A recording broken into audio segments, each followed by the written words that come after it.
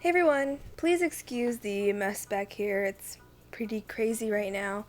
I'm actually going to be moving soon, so there's crap everywhere. And also, I'm trying to frantically decorate purses for Mardi Gras. I'm riding with the crew of Nyx this year, and our special throw are purses. So I've been trying to decorate them so that they're ready to be given out during the parade. But anyway, you'll probably also notice that the next few videos everything's going to look the same because I'm going to batch record a bunch of intro and outros just because it'll make the moving process easier for me. I'll have time to get my studio put together and whatnot without having to try to rush to unpack and find something to craft.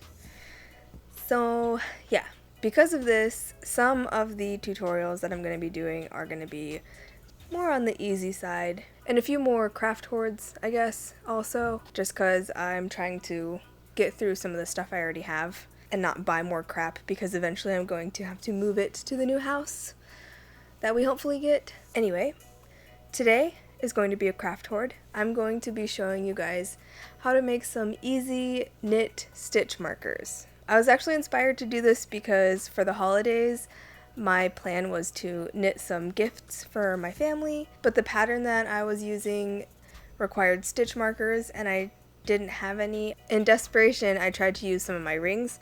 So I have this ring on my pinky. Actually, it's 4 little tiny rings that I made a long time ago. They're just pretty simple and small, so I was using them as my stitch markers. But something so simple like this, I kept just accidentally flinging them off while I was knitting, and I had to search through the car later to find my rings because they were just all over the place. So I thought that when I got home I would make some that would be harder to just fling off, and I thought that I would show you guys how I made them. Unfortunately, this isn't going to be a how to knit tutorial. I don't know if I can really explain how to do it very well. I am self-taught. I learned from other YouTube videos and articles online and stuff. So I probably do stuff a little bit weird, if not completely wrong. So I would suggest trying to find other people who know what they're talking about with knitting to see how they do it. I'll link a few tutorials that I've used down below if you are interested. So anyway, I should have everything that I need for the stitch markers in my extremely messy jewelry drawer thing. So I'm gonna go rustle around in there and then get started. I'll be showing how to make 3 different types of stitch markers. You'll need large lobster clasps, leverback earring findings or large jump rings, decorative beads, normal jump rings, and needle nose pliers. Now normally you'd want to make a few of these. I think the most that I've used in a pattern was about 4 or 5, so I personally would probably make around 10. Just in case I ever use a pattern that uses a lot of them for whatever reason.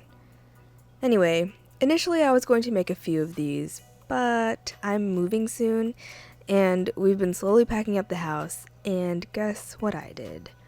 I packed up a bunch of random craft supplies, and apparently the rest of these things got packed up. I actually still had this single clasp out from a failed tassel that I tried to make because it was just sitting on my desk.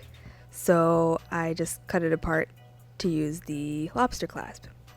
So yeah, thankfully I still had the other materials for everything else. Anyway, take a clasp and use a jump ring to attach your decorative bead to the clasp. And, well, that's it really. You can get more intricate with the beads, but I like to keep them relatively simple so they don't catch on the knit or anything like that. To use them, simply slip onto the knitting needle when the pattern calls for it, and then continue knitting. Then later, when you get back to that point, just slip it onto the next needle, like so. The pattern should indicate when to slip it over, so you'd know if you're in the right spot in the pattern or if you messed up. Another way you can use these clasping stitch markers is to hook it straight onto a stitch like this. Now, I'm actually not really sure if this is a thing people do, but I feel like it might be, so you could do that if you wanted. So with this size of lobster clasp, I can only go up to about a size 10.5 needle, so you'll have to keep that sort of thing in mind when you're making these. I'm pretty sure you could probably get bigger lobster clasps if you really needed them for bigger needles, but yeah.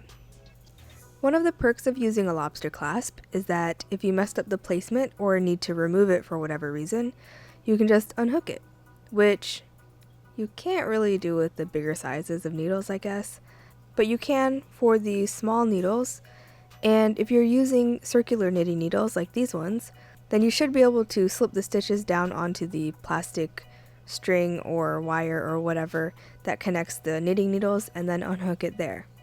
For the second type of stitch marker, it's pretty much the same as the first one, but using a leverback earring finding instead of a lobster clasp. Just attach your decorative bead with a jump ring. Repeat a few times and you're done. So this kind is nice for moving or removing from the bigger sized needles. Since they open up pretty wide, they should be easy to take off. And now on to the last stitch marker, which uses a large jump ring instead of some sort of clasp. Again, just attach the bead onto the ring with a smaller jump ring, and ta-da! With this kind, it's easier and cheaper probably to make them for larger needles. Just get bigger rings. Usually you can buy them in big packs, so it keeps it relatively inexpensive. The obvious downside is that once they're in place, you can't remove them until you get back to that spot. But honestly, these are the types that I'd probably use the most. I've just never really found myself needing to remove a stitch marker like right away. So yeah. So there you go. 3 different types of stitch markers that are hopefully harder to lose track of and will help you out with your knitting pattern needs. I hope you guys enjoyed today's video. If you did, please leave a like, and if you want to see more, feel free to subscribe. I post art videos every Tuesday and DIY videos every Thursday. Thank you to my patrons for helping me produce this video. If you are interested in becoming a patron, then I'll leave a link to mine right up here and you can go check it out. If you have any questions or suggestions for future videos, please leave a comment down below, and I'll see you next week.